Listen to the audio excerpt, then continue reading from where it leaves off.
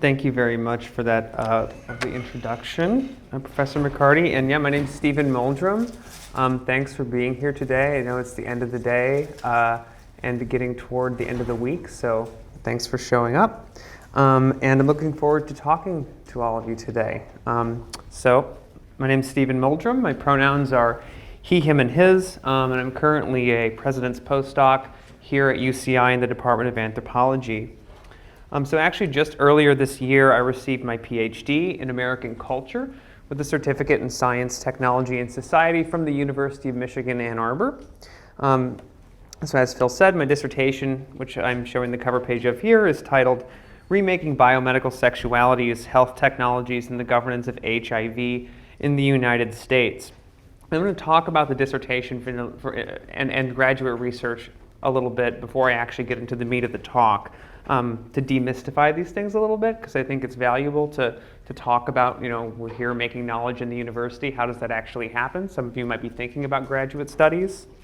So for the dissertation, I conducted over 2 years of ethnographic fieldwork in the Atlanta metropolitan area with a focus on the ecology of HIV safety net and public health organizations in the metro area, 20-county metro area around Atlanta.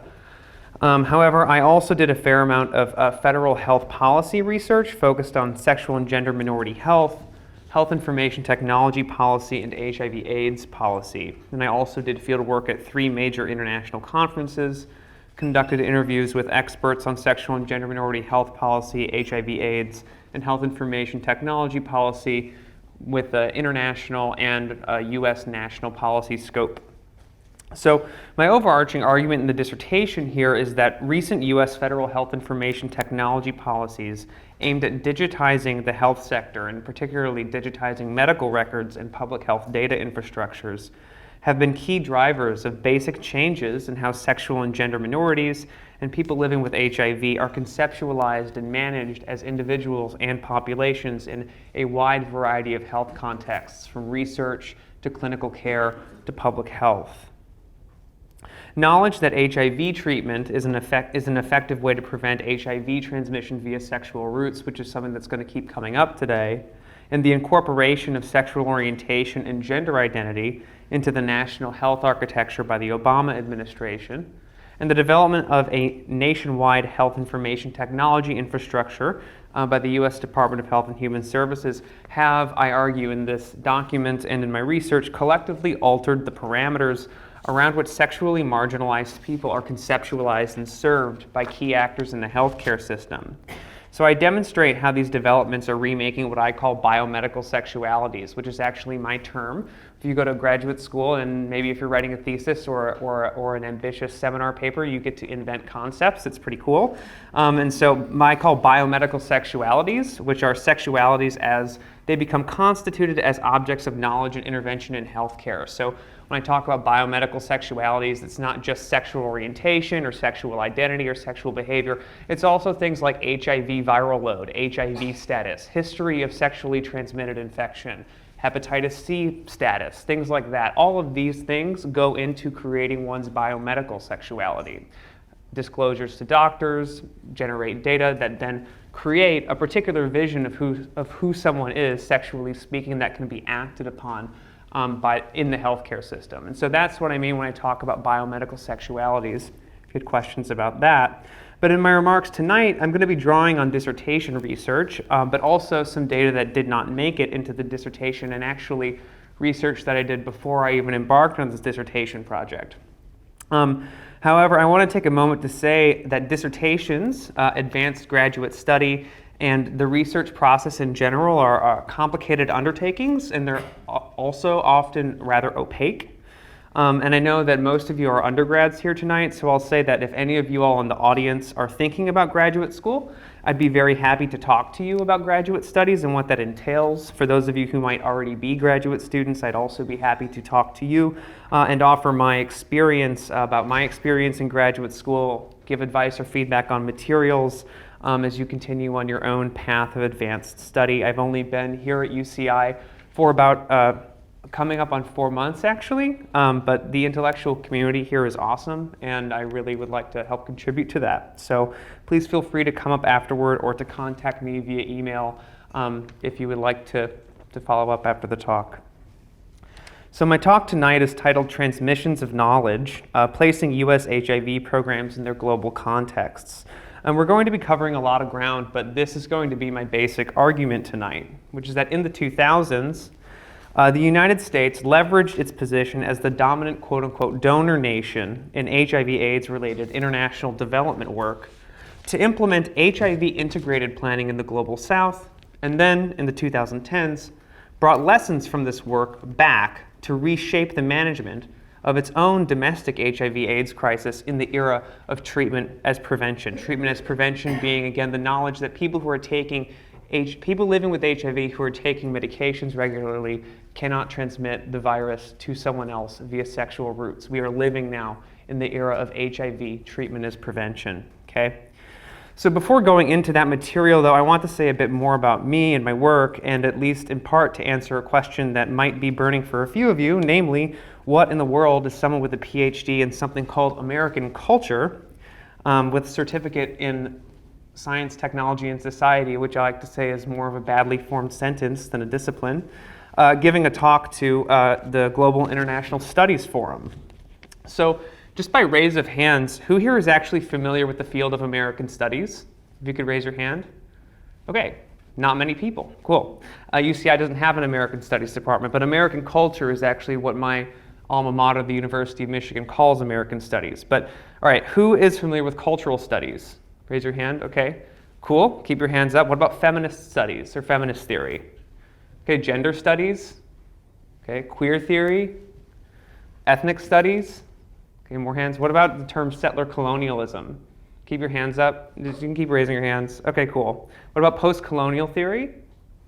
Okay, some people are familiar with that. Now, who's familiar with the term transnational? Basically, I would assume everyone, right? You're in the Global International Studies Department, and it was. Right, awesome. So at least in the American university system for the last 3 or 4 decades, American studies has actually been the site of a lot of developments in these areas, and actually in conversation with the emergence of global studies as a disciplinary formation. So American studies, or again, American culture as it's referred to at the University of Michigan, has been a vehicle for modes of scholarly inquiry that have been less welcome in the traditional disciplines, such as the one I'm in right now, anthropology, or sociology, history, political science, philosophy, and literary studies.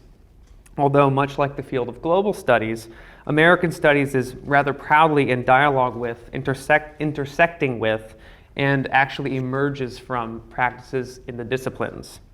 So one could say that American studies has historically actually housed a lot of academic misfits, or people who work at the margins of knowledge production in the university, scholars whose work emphasizes marginal positionality or oppression, and scholars who are themselves subaltern people or come from minoritized groups who often feel left out or left behind by the university, but also by what we might characterize as the American project, right?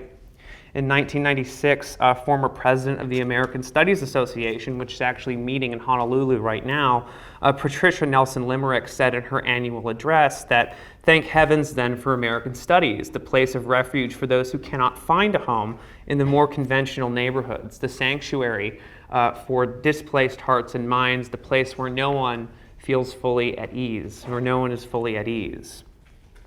So, however, to be clear, while American studies has emerged as a site of rich critiques of American nationalism, it would be a serious mistake, and one that I think a lot of Americanists have made, to credit the academic field of American studies with turning the U.S. nation state into an object of sustained critique from within the U.S. Academy. It in fact sort of works the other way around.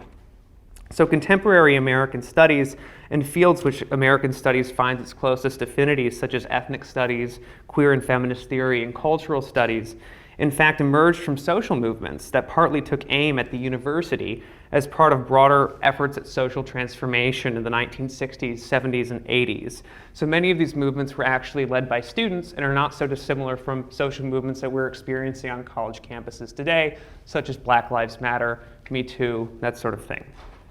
The movement for ethnic studies, for example, which took place largely here in California, transformed the intellectual landscape regarding the study of race and ethnicity.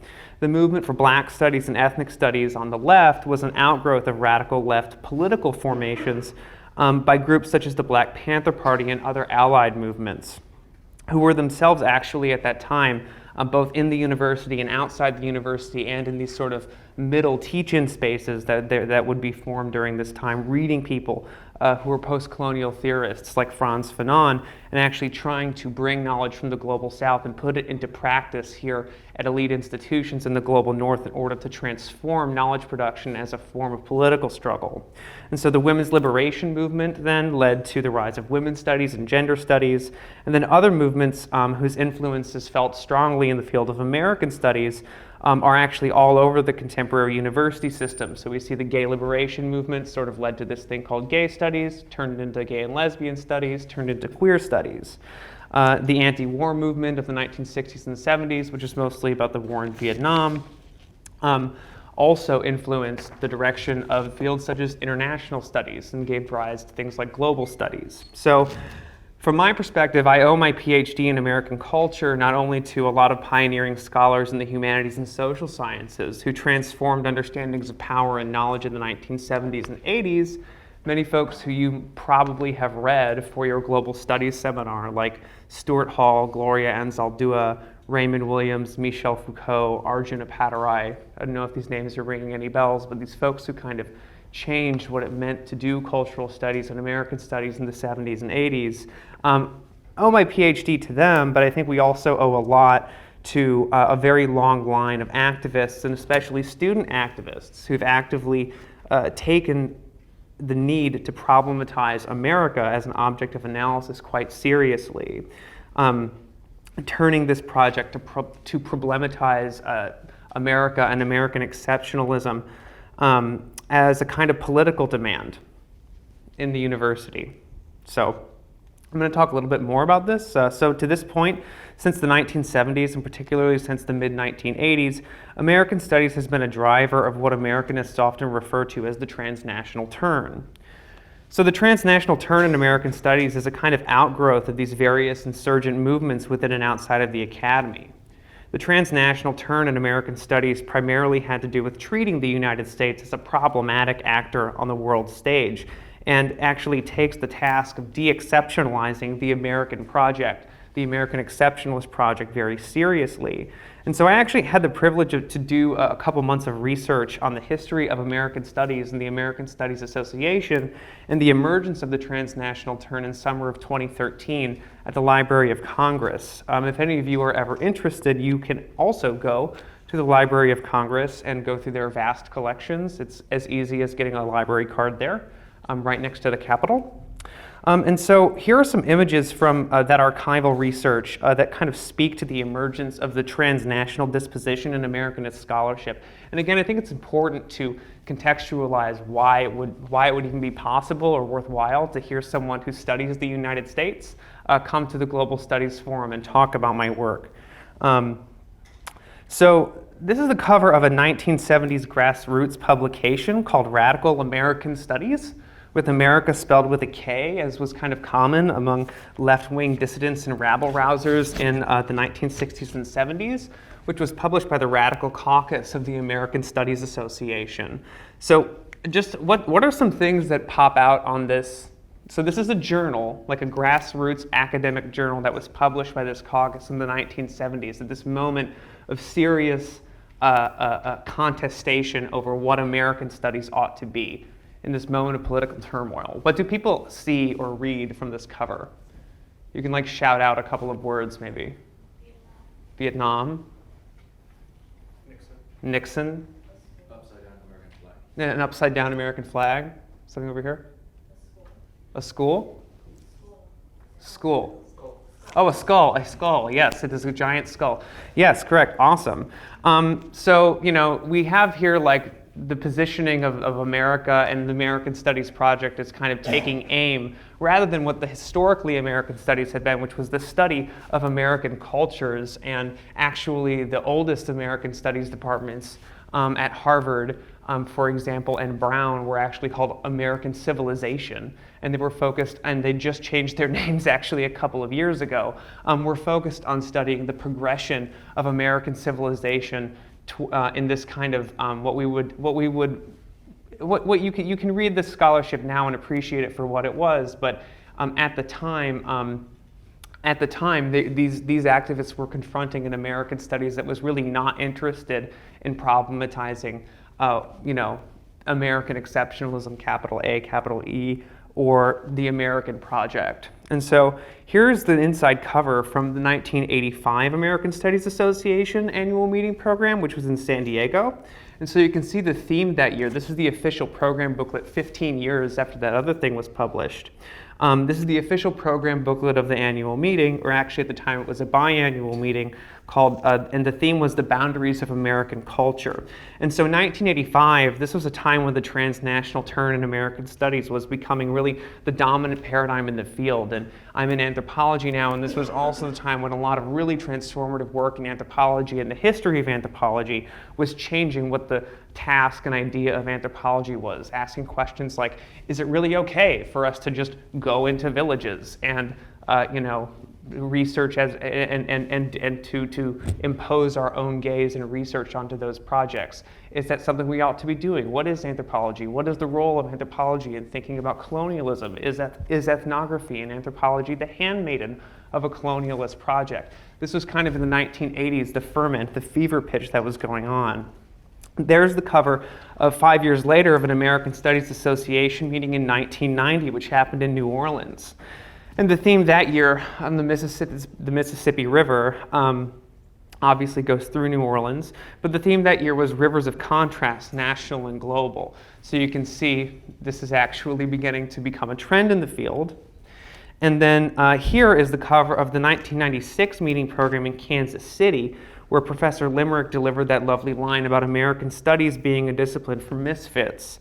And so the thoroughly transnational conference theme that year was global migration, American cultures, and the state. So at this time, the transnational turn in American studies had gone beyond the fever pitch, and it was really just kind of normalized in the field. So the project of American studies had become not to just think about questions like, what is the history of westward expansion or something like that, but to actually actively problematize the place of the United States as a national formation in the world, and to think about that through historical time. And the cool thing about American studies, I think also like global studies and cultural studies, is this took place empirically, doing historical research. There were social scientists doing this work, and then there were also people looking at things like film and literature.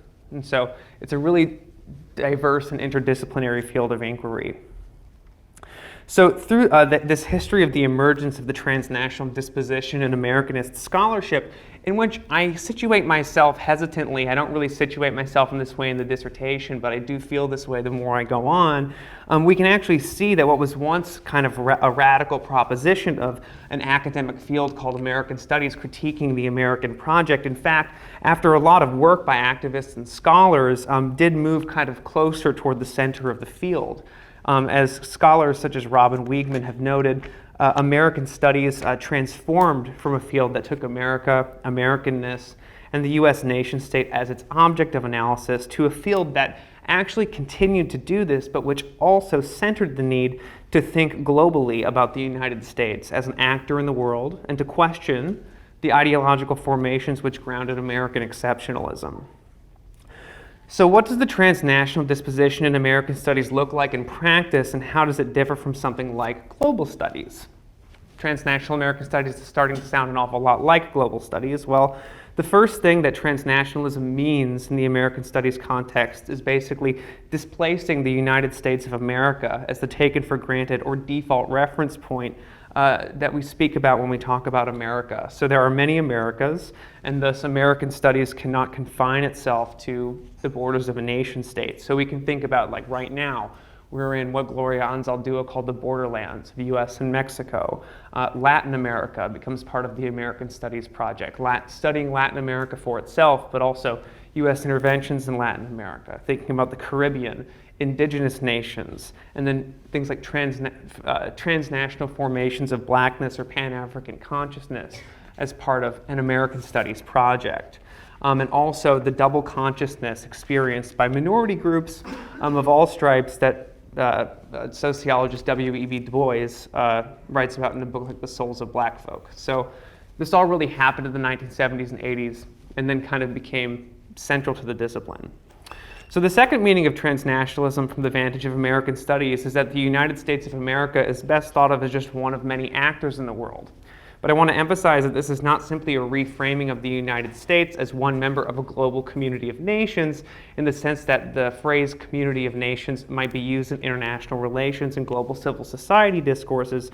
Rather, many scholars in transnational American studies work to conceptualize domestic problems within the United States in both their domestic and their global dimensions. So doing this, as we're about to go into the case of HIV, often has the effect of displacing the notion of a global South as something that exists outside of the US national formations or only outside US borders.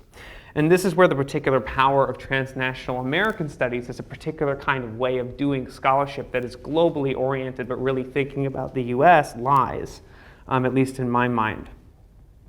So in de-exceptionalizing the United States and drawing attention to how problems that are assumed to exist out there, outside of the US formation in the developing world or the third world, or whatever term du jour would be in circulation at a given point in time, these problems also exist domestically within US borders, and we can sustain an ongoing, thorough, rigorously, and helpfully totalizing critique of American exceptionalism.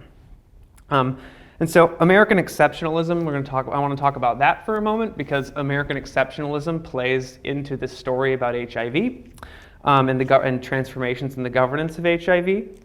So American exceptionalism is something that you kind of talk about in civics class and then it kind of goes away, like when you're in middle school or high school. But American exceptionalism is, on the one hand, a kind of vulgar nationalism, right? That overtly espouses the belief that the United States is superior to other nations and ought to have a special position in managing global order.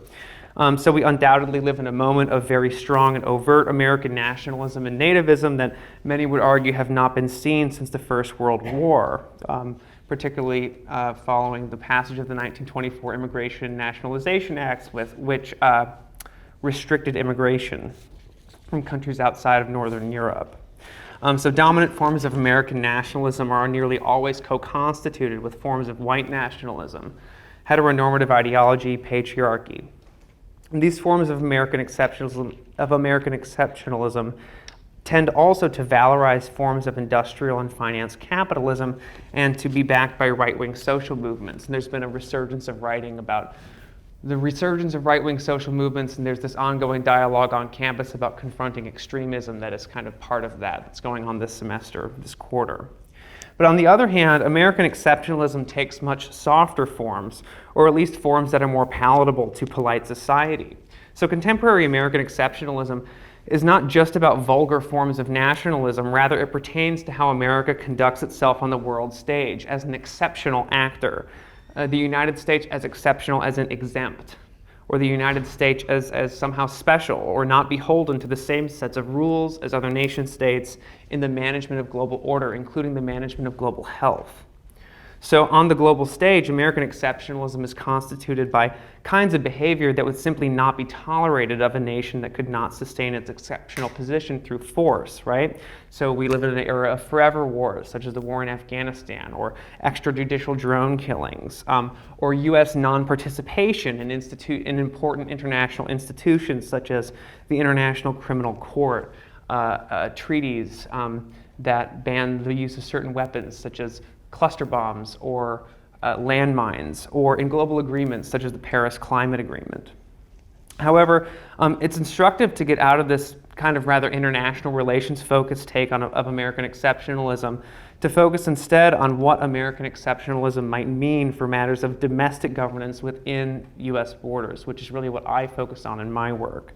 So in addition to framing the United States as an exceptional actor on the world stage, American exceptionalism also means that the US often makes itself exempt from the rules or guidelines that it sets and enforces for the rest of the world regarding the management of social problems like health, illness, poverty, the maintenance of public infrastructure, and related issues.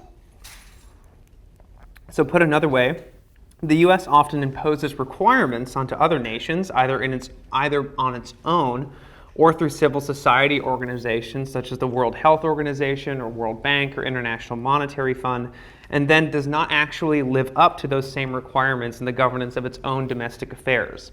So in recent years, we've seen this take place in very visible ways. One would be in the area of LGBTQ rights, where the Obama State Department was telling other countries that they needed to treat gays and lesbians and transgender people in a certain way, when actually the administration itself arguably was not doing that until very kind of late in the game.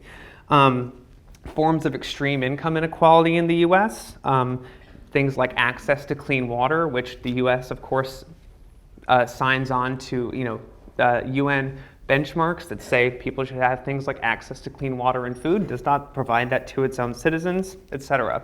There are food deserts in the US, etc. So this tendency for America not to follow the rules it sets for others is on particularly acute display in the governance of HIV. So among peer nations, the United States actually has the lowest rate of HIV treatment in the world. So rates of HIV treatment and viral suppression in the US are just above 50%. So that means that about half the people who are living with HIV in the United States are not receiving effective treatment. 1 in 2 Black, gay, and bisexual men in the United States will become HIV positive in their lifetime. In parts of Atlanta, where I did my fieldwork for my dissertation, rates of viral suppression and retention and care can be as low as like the 30th percentile.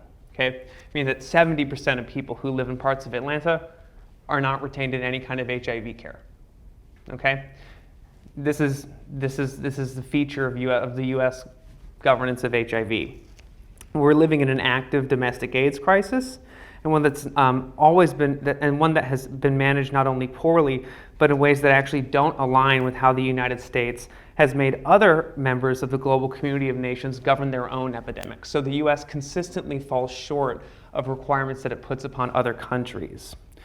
So in this light, centering how the United States imposes requirements on the so-called developing world or global south, as we're about to do, makes transnational American studies an ideal vehicle for problematizing the notion of a neat division between global north and global south. This division between global north and global south, at least as I understand it from within the American studies tradition, is usually defined in both geographic and economic terms, with global north standing in for Euro-American colonizer, and global south for the post-colony, the developing world, the third world, a term with a complex history that's been reclaimed by some social movements, and also post-Soviet states. The global south usually encompasses those countries that have not gone through a period of industrialization, at least on terms that nations in the global north frame as necessary stages of development for a nation state to fully participate in the global economy and the management of world order as a peer actor. However, as I've tried to demonstrate, transnational American studies can help us see, locate, analyze, describe, and critique the fact that we can actually also frequently locate the global south here in the metropole within US borders, which brings us to, I think, what is the substance of my talk today on the governance of HIV/AIDS in the US and outside the US. So this kind of American exceptionalism, where the United States requires nations in the global south to act in a certain way, while not living up to those standards in the governance of its own domestic affairs, is on acute and painful display in how the United States has managed both its domestic HIV/AIDS crisis and the global HIV/AIDS epidemic. So again, my central claim today will be that in the 2000s, the United States leveraged its position as the dominant donor nation in HIV/AIDS related international development work to implement HIV integrated planning in the global south, and then in the 2010s brought lessons from this international development work back to the US to reshape the management of its own domestic HIV/AIDS crisis in the era of treatment as prevention. So we need now to do a brief history lesson about HIV. So in 1981 marks actually the official beginning of the AIDS crisis with an epidemiologic note from Los Angeles actually in the Morbidity and Mortality Weekly Report, a publication of the Centers for Disease Control and Prevention, reporting a collection of strange symptoms in previously healthy gay and bisexual men who all later died. In 1996, effective HIV treatments became available to those in the developed world who have access to regular treatment and medications. And so there are a lot of activists actually that we have to thank for those gains, and a lot of histories have been written about AIDS activism in the 1980s and 90s, and a lot of movies have come out. Has anyone here heard of the activist group ACT UP, or seen the film How to Survive a Plague, or BPM? Okay, well, there's been kind of a renaissance of scholarly and cultural production about this moment in activism. Has anyone heard of the AIDS quilt? Okay, so the AIDS quilt was this really powerful thing. It still exists, where people, if you had a loved one who died, you could make a quilt panel and send it in, and then occasionally these would be displayed. And the idea was you had to honor the names of people who had died of HIV. And so I don't want to over-romanticize what these groups did, but I would like to play a little video from one clip that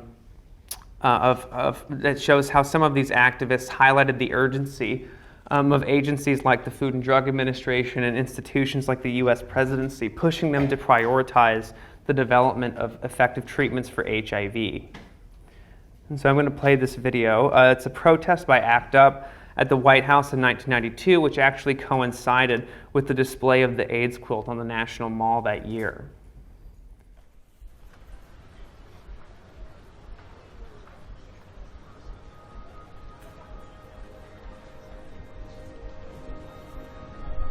I think the quilt itself does good stuff and is moving. Still, it's like making something beautiful out of the epidemic. And I felt like doing something like this is a way of showing there's nothing beautiful about it. You know, this is what I'm left with. I've got a box full of ashes and bone chips. You know, there's no beauty in that. And I felt like a statement like this is like saying this is what George Bush has done. You know, this is what him and Ronald Reagan before him have done. These are our loved ones, and this is what they've been reduced to, and we're bringing them to the person who's responsible for their death.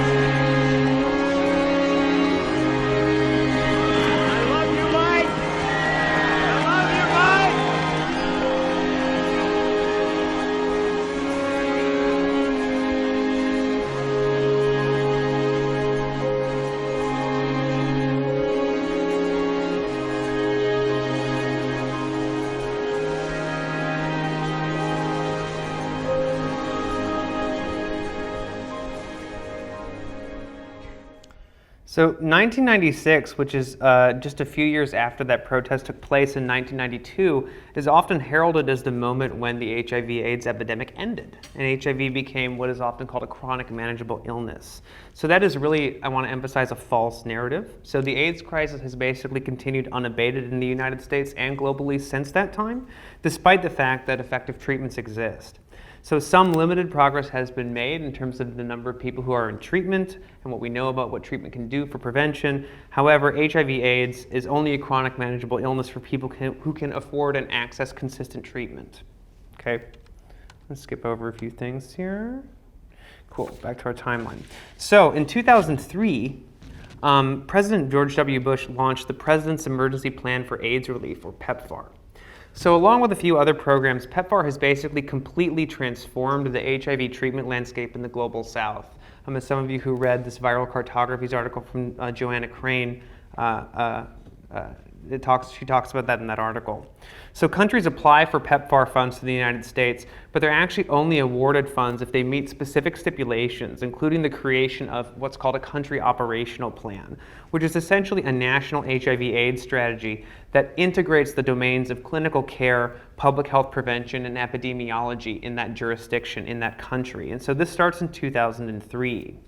In 2008, something called the Swiss Statement is published. The central claim of the Swiss Statement, which would take about 10 more years to become policy, was that HIV treatments were also effective at preventing the transmission of HIV from one person to another via sexual routes. It kind of inaugurates this era of treatment as prevention, wherein an emphasis on barrier protection using condoms is diminished in the HIV discourse, and it becomes more about people living with HIV carrying the burden of prevention on themselves by remaining in care.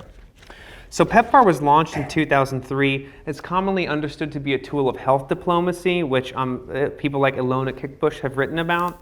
Health diplomacy kind of being a way of framing how countries in the global north and civil society institutions like the World Health Organization actually exert forms of control over countries in the global south by requiring them to govern their own domestic health affairs in certain ways. I also think that it's useful to think about PEPFAR as a tool of neo-colonialism, or what transnational American studies scholars might call empire, a way for the US to exert what are really colonial forms of power in post-colonial spaces in the global south. So since the launch of PEPFAR in 2003, grantee nations in the global south have been required to submit integrated country operational plans that describe how the country will spend PEPFAR funds, and then also how they will actually do this in an integrated fashion. And as the global public health apparatus to manage HIV has expanded, and as HIV treatment and prevention science has changed, country operational plans that are required by PEPFAR grantees have become more and more complex. And again, this is with the aim of basically pursuing integrated planning in the management of HIV/AIDS epidemics, with the idea that you integrate clinical, public health, and epidemiological infrastructures with the aim of keeping people in care, both for their own health, but then also there's this prevention burden. So from 2004 to 2010, the United States required PEPFAR grantee nations to implement these integrated national strategies without actually having a domestic HIV/AIDS strategy of its own, and without serious integrated planning requirements for state and local departments of public health, which in the United States are the main administrators of HIV services and are also the main place where people living with HIV and others who are uninsured or underinsured go to receive health care in the United States.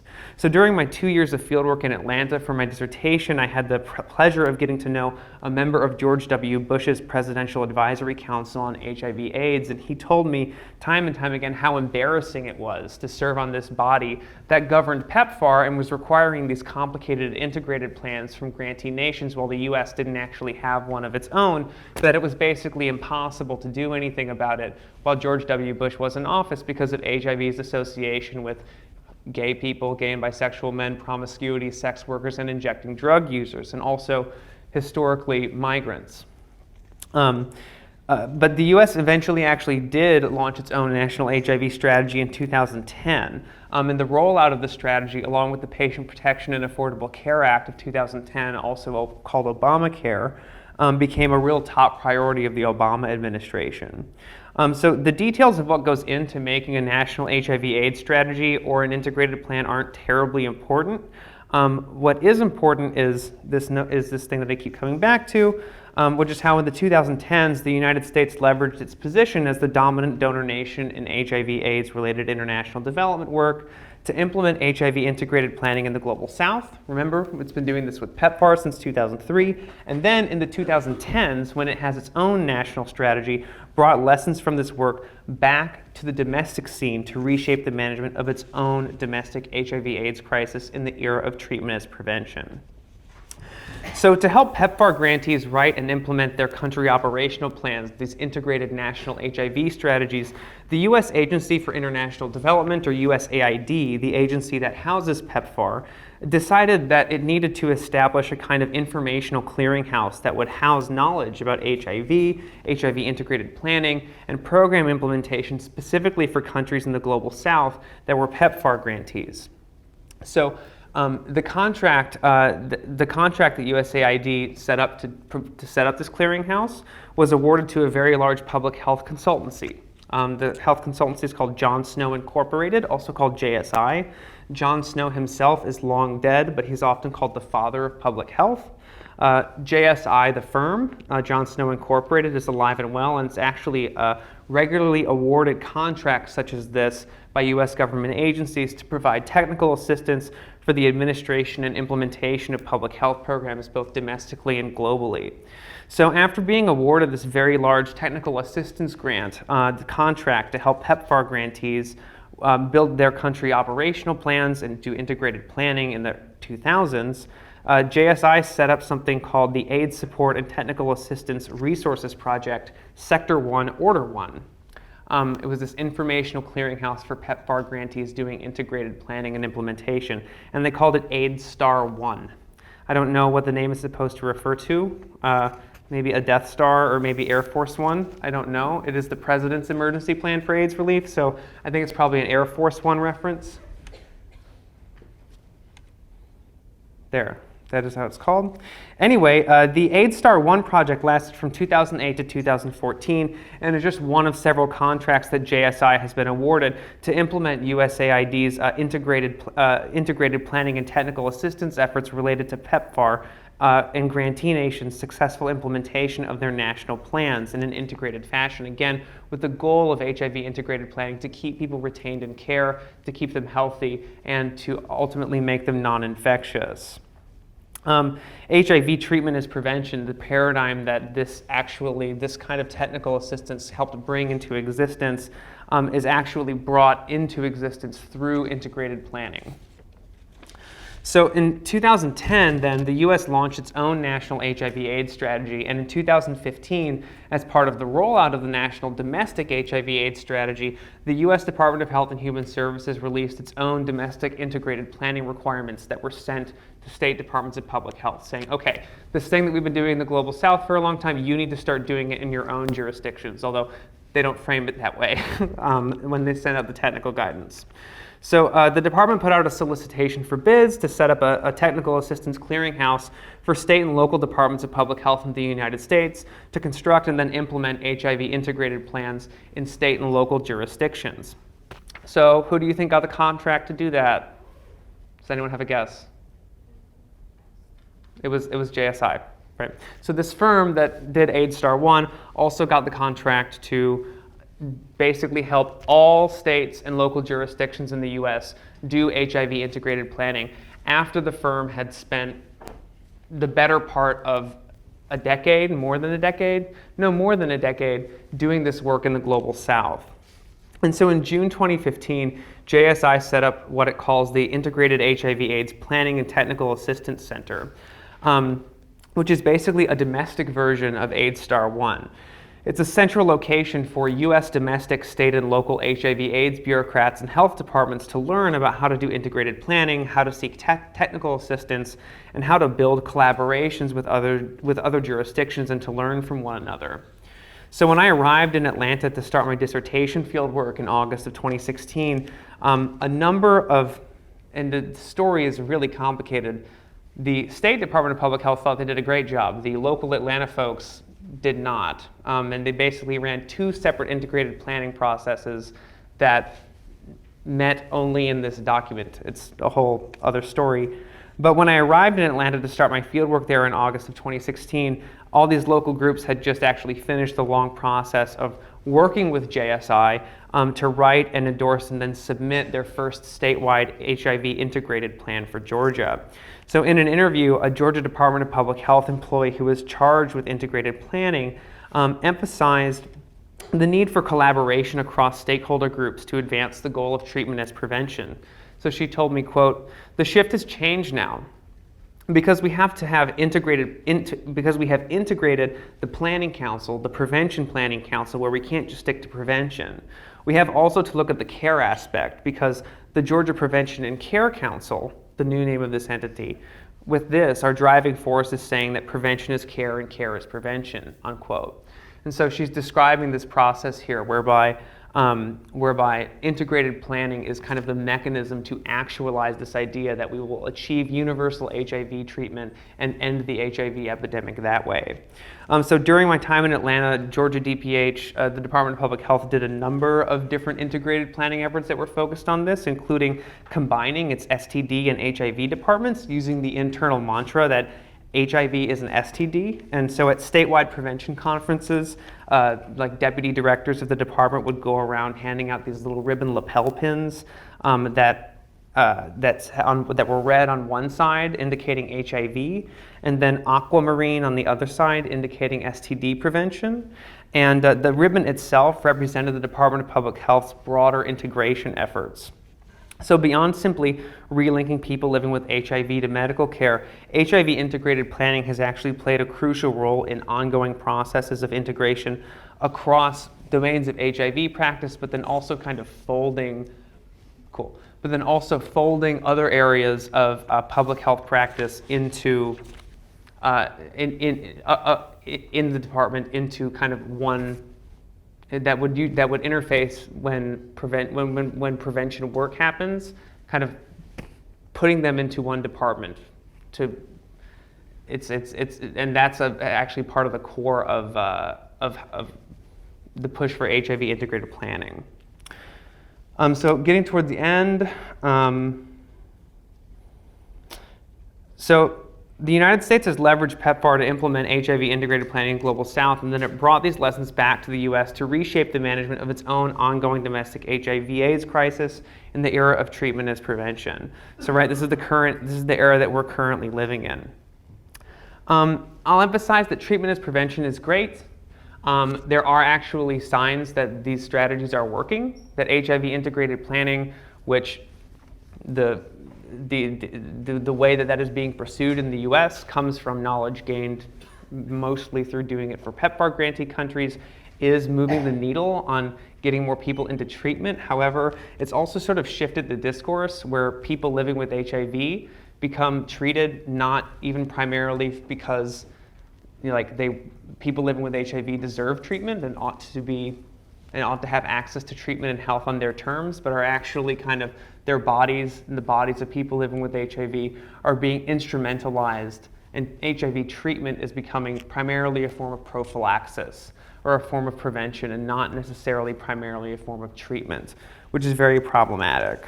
However, in closing, I want to emphasize that in bringing knowledge about integrated planning from the Global South back to the management of the domestic US HIV/AIDS crisis, I'm not actually saying that the US brought knowledge about integrated planning from PEPFAR from the Global South back to the Global North. I actually think it's more complicated than that, and this gets to what I was talking about earlier about Global North and Global South not just being indicators of economic development or of geography. It's far more complicated than that.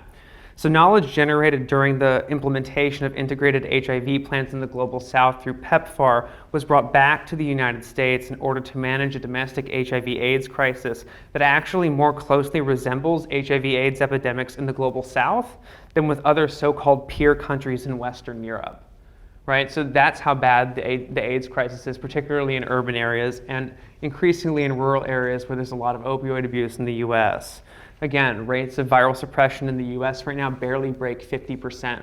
So in Western Europe, that's way higher. We're talking about 70, 80, sometimes even 90%.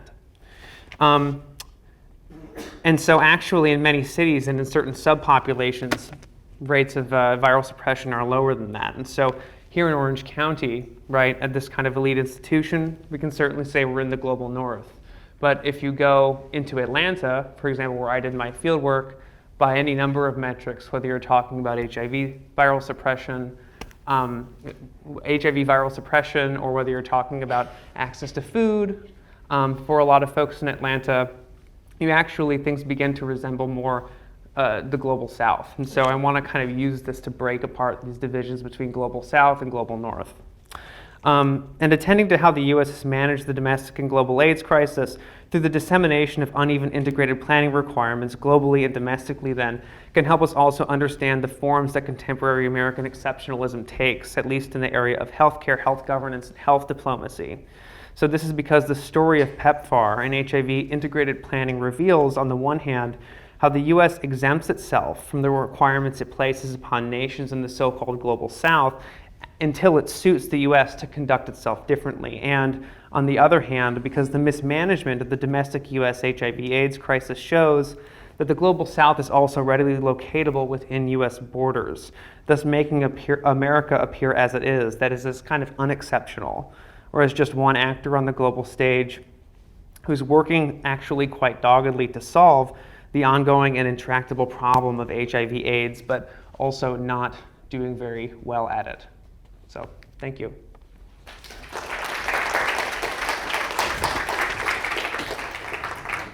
Thank you for the wonderful talk, Dr. Molldrem. My question is, does the privatization of information hinder the advancement of HIV or advancement of the pandemic? Does the privatization of information hinder addressing HIV pandemic? And so by the privatization of information, do you mean like the commodification of health data? Everything in between, like for example, like the scarcity of the HIV medication, or like how expensive it is. Okay. I think it would depend on who you asked. And so today, actually, if you're talking about, I'll first take the question about the privatization of information. I think that actually a lot of people in HIV would actually say the privatization of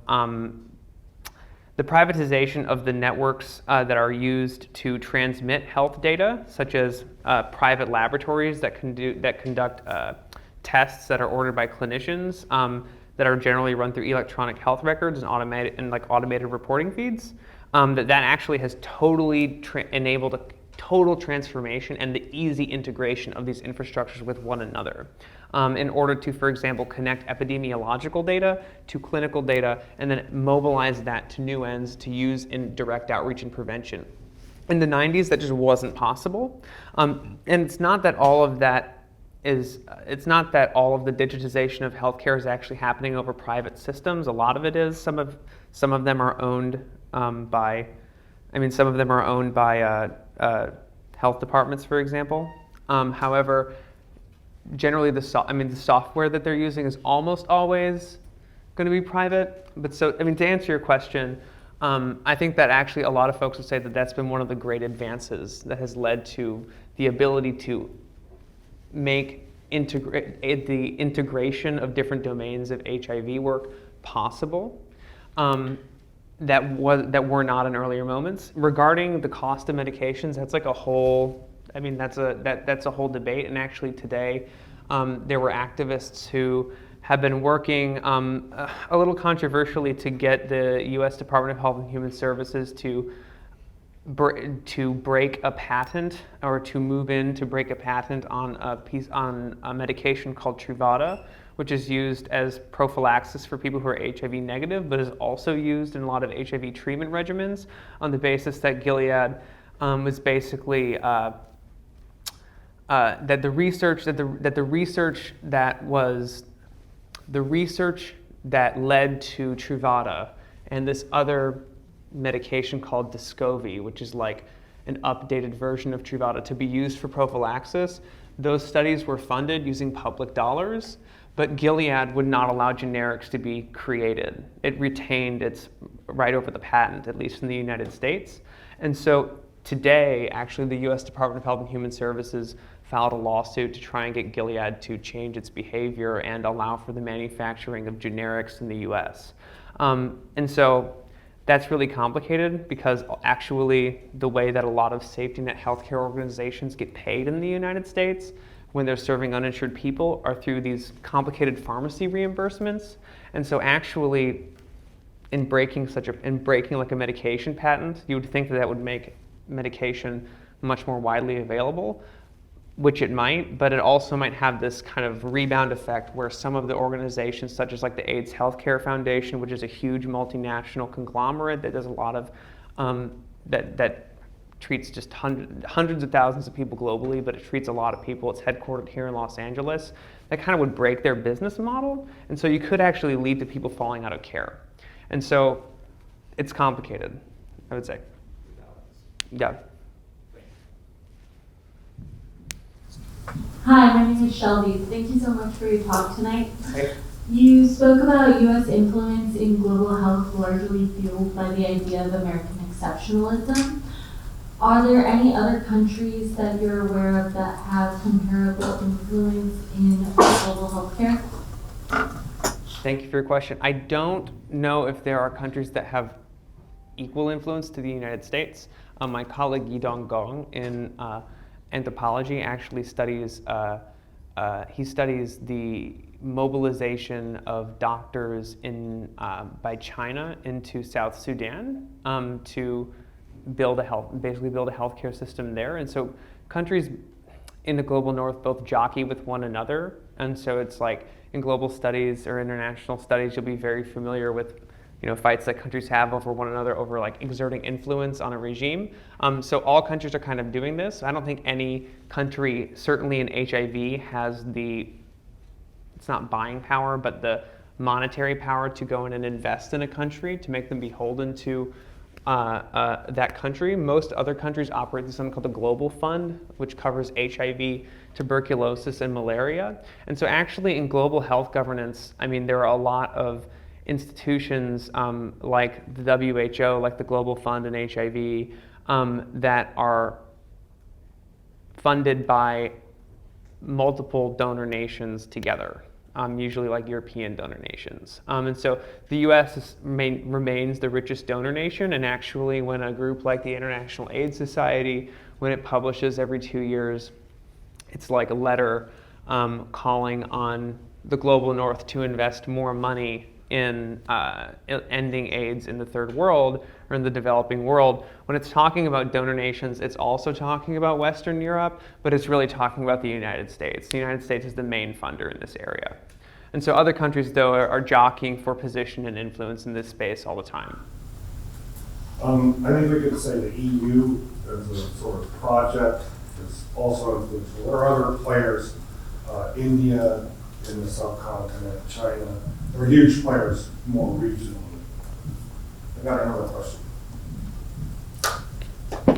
Okay, so when we took PEPFAR in the Global South and we tried to reintegrate that into the United States, did that contribute a little bit to the mismanagement of our new implementation of trying to address this? Because we took something that was culturally created in a different context and then tried to implement it in a completely different area. So that's a really good question, and I actually I can't answer that question specifically. I just don't have the data to answer that question. Right now, the data that I have are, well, we can see how the technical guidance moved from one place to another. I didn't spend time in my field work, but I might in the future asking people who were involved in this, well, what were the issues that you faced? I will say that there is, in terms of like implementing, because all the PEPFAR implementation documents, I mean, there are general PEPFAR documents, and then there are a lot of country-specific documents that talk about barriers to implementing programs in that particular place. But also, a lot of the people who are doing that work in one context are also going to be doing it in like a number of countries, and then also there's tons and tons of traffic of knowledge, but then also of actual people and practices and like clinical research trials going on like multiple continents that doctors are like administering mostly from the United States. And so I can't answer your question specifically. I will say that, in the management, part of the reason that the management of HIV in the US has lagged, at least in the way that it is structured as a public health problem, behind other countries. Part of it is just we don't really have a healthcare system here. But the other part of it is that each state's epidemic is very different, and then each state also kind of has its own Department of Public Health that is funded by usually CDC. By CDC will be the prevention and epidemiological sides, and then an agency called the Health Resources and Service Administration will fund the care aspect through something called the Ryan White program. And each of the states actually is constituted really, really differently at the organizational level, like how its prevention care and epidemiology departments are structured, what the relationships are with the counties. And so there's a real lack of uniformity across the response that has led to a couple of things, one of which is a really disparate outcomes in terms of how states do, but then also really different stories about what HIV integrated planning even looks like in a place like Georgia. Depending on who you talk to, if you talk to people at the county, it was a horror show in which they had no input at all after going through their own process, and then weren't listened to by the state, and the state integrated planning document is actually just a state document. If you talk to people at the Georgia Department of Public Health, they'll say, those people at Fulton County don't know what they're talking about. It was a fully integrated process. And then as kind of each of these, I actually learned during the course of preparing for this talk that JSI at the clearinghouse that it maintains actually has all of the integrated plans that have been created, which are not for all jurisdictions yet, but ought to be soon. And each one of these is basically it's a story of personalities, institutions trying to work with one another that historically have not. And so each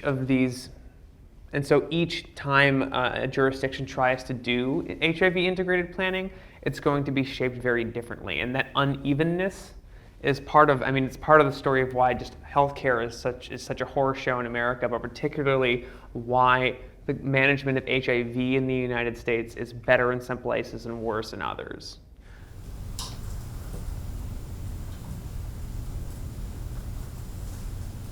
One of the grad students. Thank you for your talk. So my name is Melissa. Hi, Melissa. And I'm just interested in your research methodologies. Could you tell us a little bit about what you did during your fieldwork years, who you talked to, what you were doing there, and how you brought that back home? Yeah, totally.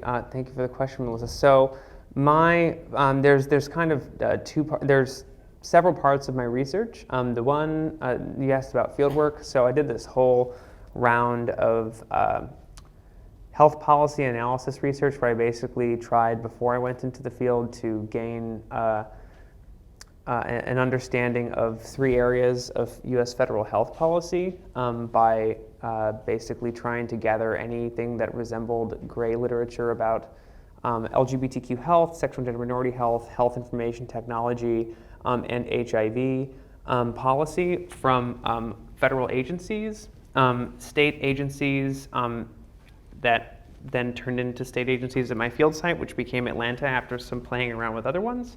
But then also to, in each of these 3 areas, basically develop an archive of all of the gray literature that had been produced about a certain topic by key civil society groups, and then also federal agencies that had some purview over the problem. So agencies that regulate HIV, so it would be HRSA and CDC, policy documents, collective funding agreements, things like bids for contracts, technical guidance manuals, grants, things like that, and then kind of read those until I reached what I characterize as a saturation point, and annotate them in a particular way that, if you really want to get into it, we can meet sometime and I can tell you about how I do annotations, like it's like textual assemblage in these like really long documents that I then break up. And then after I did that, I went into the field with the idea that I was going to, I really want to see kind of how this all plays out on the ground. And I actually went in with a stronger interest in understanding how clinics were collecting data about sexual orientation and gender identity. But then lo and behold, I go in and find that, that's not really happening in the way that the policy literature, right? When you go into the field, you find, what's happening in the policy literature is not reflected often in what's happening on the ground.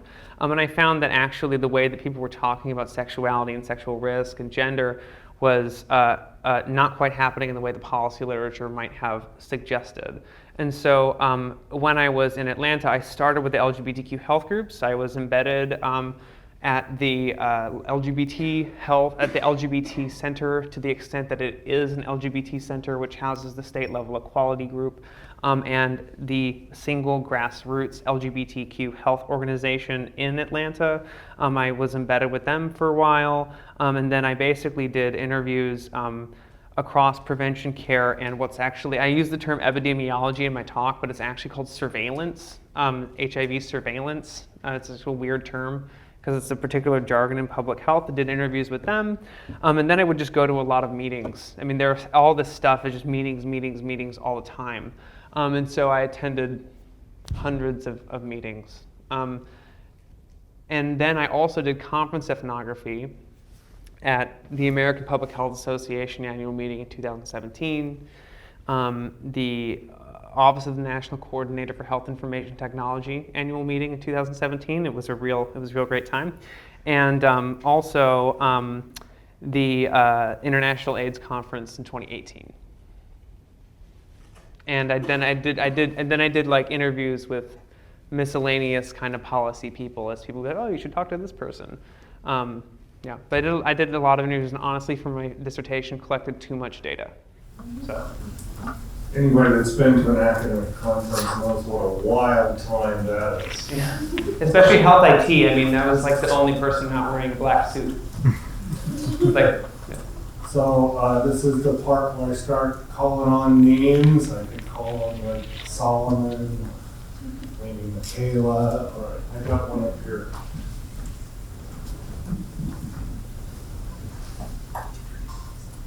Hi, my name is Lila.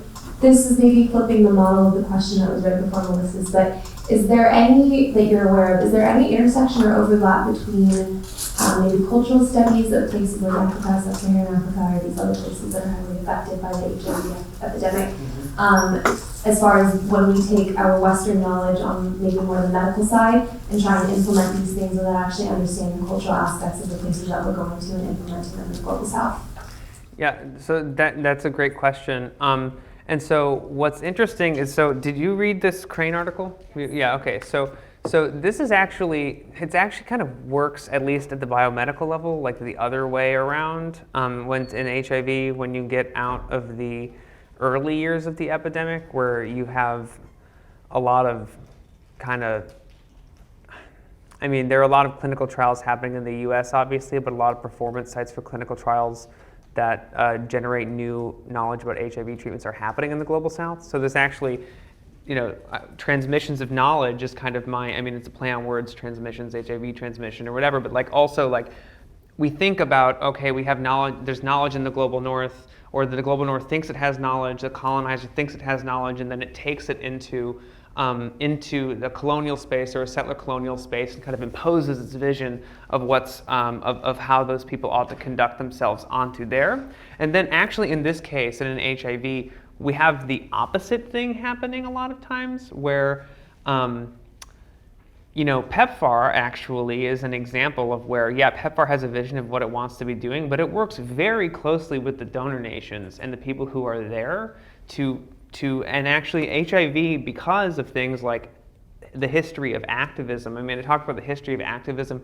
I tried to talk about, I don't know how well I did it, but I tried to talk about the history of activism and knowledge production, both in the context of like American studies and global studies, but also in the context of the production of knowledge about HIV.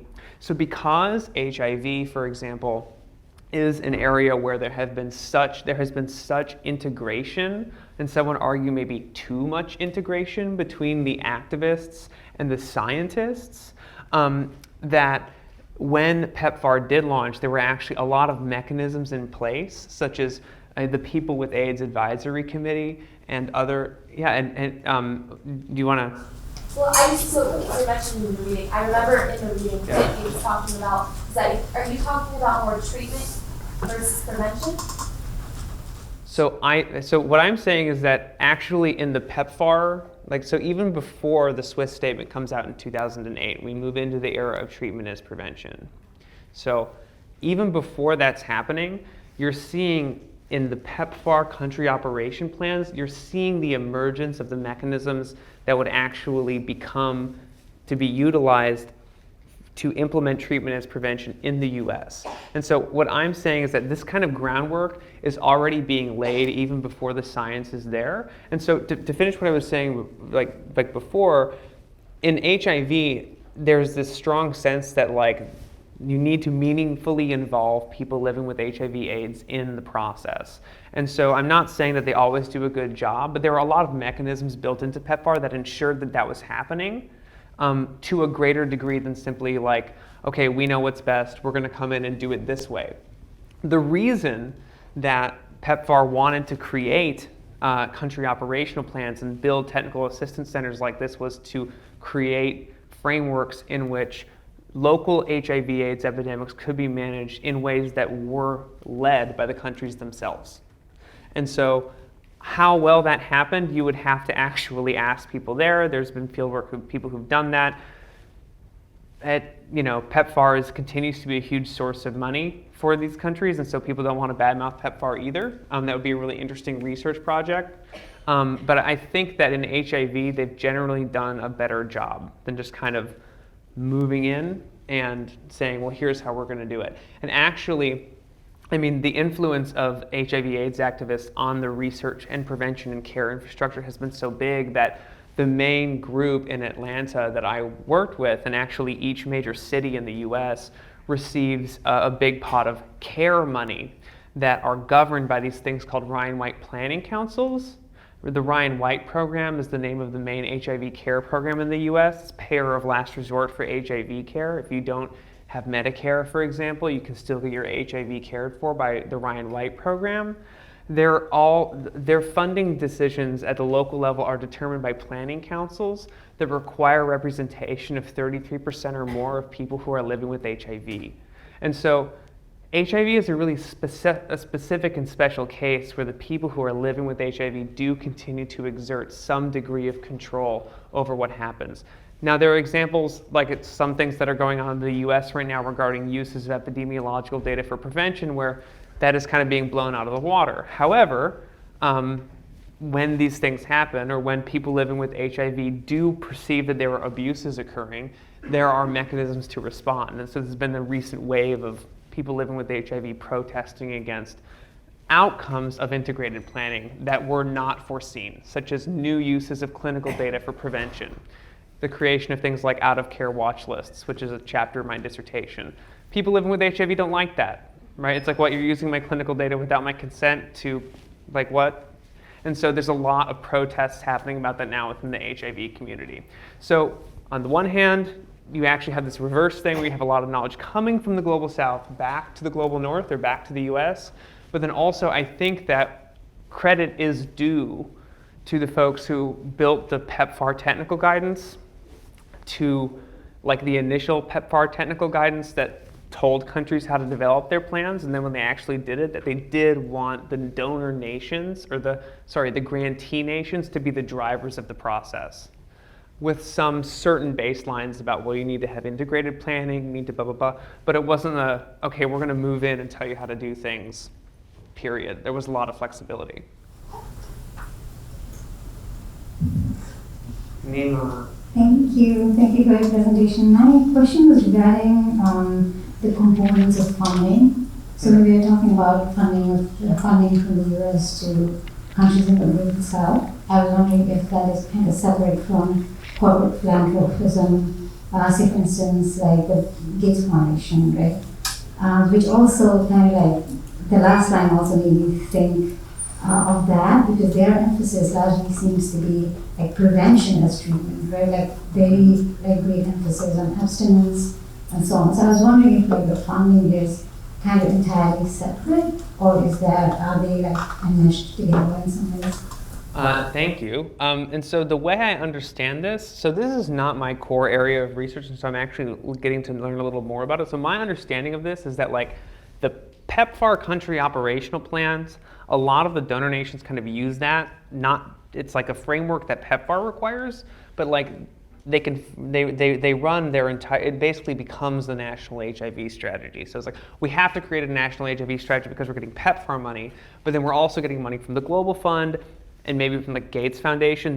Gates Foundation gives money to the Global Fund, but Gates Foundation also, does a lot of, and the Gates Foundation is the largest one, does its own direct funding of countries to do HIV treatment and prevention, both for research purposes and just straight up for prevention, right? And then the NIH also, before PEPFAR, one of my other interlocutors was a longtime HIV researcher and reviewer for the NIH. I mean, before PEPFAR existed, there was a long-time commitment at the NIH that was basically, now people talk about it, but you didn't talk about it then, that there was a recognized understanding in the scientific community that the US was not doing enough to prevent the expansion and the spread of the HIV/AIDS epidemic transnationally. And so a lot of NIH money that I think still actually, that a lot of NIH money for a long time, US NIH, would go to the Global South doing clinical research, but effectively acting as treatment and then prevention as well.